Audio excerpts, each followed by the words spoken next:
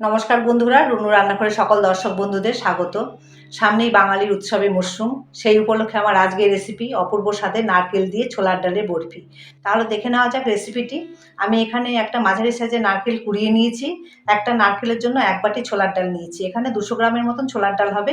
এই ছোলার ডাল ভালো করে ধুয়ে নিয়েছি। এবার প্রেসারে সেদ্ধ করে নেব। ডালে জল অল্প পরিমাণে দেব। সেদ্ধটা এমন হতে হবে যাতে ডাল গোটা গোটা থাকে। এবার নারকেলের মধ্যে দিয়ে দিচ্ছি 1 বাটি জাল দেওয়া ঠান্ডা দুধ, 1 বাটি চিনি আর 2 টেবিল চামচ পরিমাণ মিল্ক পাউডার। এখন খুব ভালো করে মেখে নেব। মিষ্টিটা বন্ধুরা তোমরা তোমাদের স্বাদ মতো দেবে।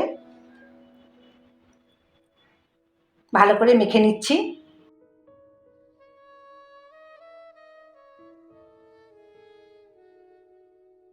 এরপর গ্যাস অন করে কড়া বসিয়ে দিয়েছি। নারকেলের মিশ্রণটা ঢেলে দিচ্ছি। গ্যাসের ফ্লেম হাইতে রেখে 10 থেকে 15 মিনিট জাল দেব। গ্যাসের ফ্লেম যার যেমন সেরকমই টাইম লাগবে। 15 মিনিট জাল দেওয়ার পর এই পর্যায়ে হয়েছে নারকেলের মিশ্রণটা। এবার সেদ্ধ ছোলার ডাল দিয়ে দিচ্ছি। এই সেদ্ধ ছোলার ডালে যদি সামান্য জল থাকে তাহলে কিন্তু ছাঁকনাতে ছেঁকে শুধু ডালটাই দিতে হবে। এখন আমি নারকেলের সঙ্গে সেদ্ধ ডালটা ভালো করে মিশিয়ে নিচ্ছি। এবার দেব এলাচের গুঁড়ো। আবারও ভালো করে মিশিয়ে নেব। তারপর গ্যাস বন্ধ করে দেব আর ঠান্ডা হওয়ার জন্য 10 মিনিট রেখে দেব। এরপর যেটা করতে হবে সেটা হচ্ছে একটা থালা বা প্লেট নিয়ে তাতে হাফ চা চামচ পরিমাণ ঘি মাখিয়ে নিতে হবে। এবার ভালো করে মাখিয়ে নিচ্ছি।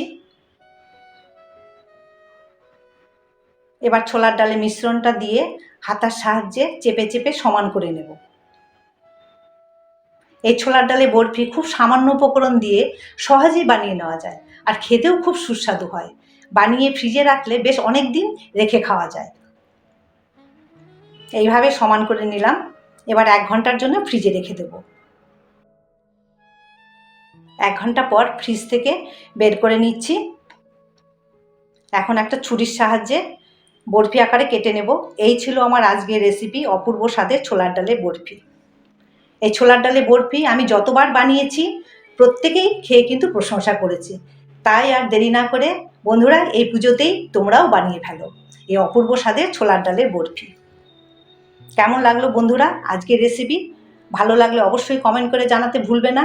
আর আমার চ্যানেলে নতুন বন্ধু হয়ে থাকলে লাইক, শেয়ার ও সাবস্ক্রাইব করে পুরনো বন্ধুদের মতন পাশে থাকার অনুরোধ রইল। পুরনো বন্ধুদের পাশে থাকার জন্য অসংখ্য ধন্যবাদ। আর আমার নিত্য নতুন ভিডিও পেতে পাশে থাকা বেল আইকনটি প্রেস করে রাখবে। তাহলে আমি যখন নতুন কোনো ভিডিও আপলোড করব সঙ্গে সঙ্গে সবার আগে তোমাদের কাছে পৌঁছে যাবে। আগামীতে নতুন কোনো রেসিপি নিয়ে তোমাদের সঙ্গে আবার দেখা হবে। সবাই ভালো থেকো, পুজো ভালো কাটুক। আজ এই পর্যন্তই। নমস্কার।